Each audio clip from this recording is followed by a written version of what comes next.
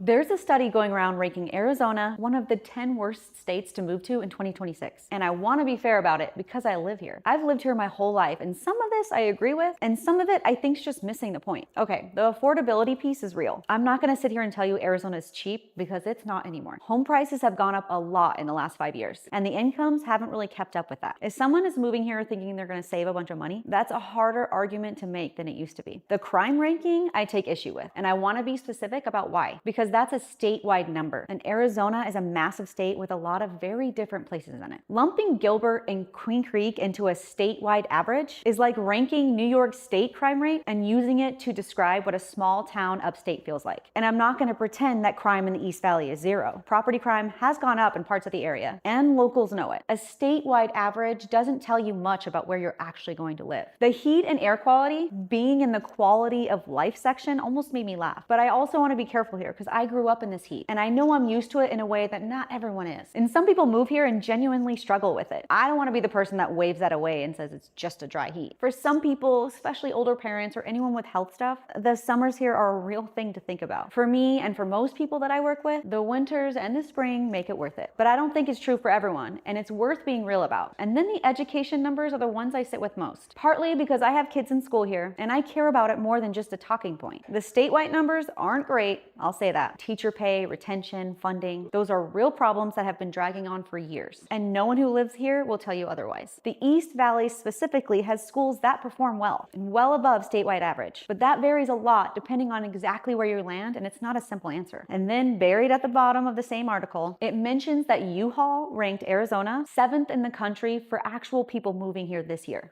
7th. So in the same year, we're supposedly one of the 10 worst states to move to. We're also one of the top 10 states people are actually choosing. I don't really know what to do with that, except maybe it means the scorecard and the actual decisions are two pretty different things.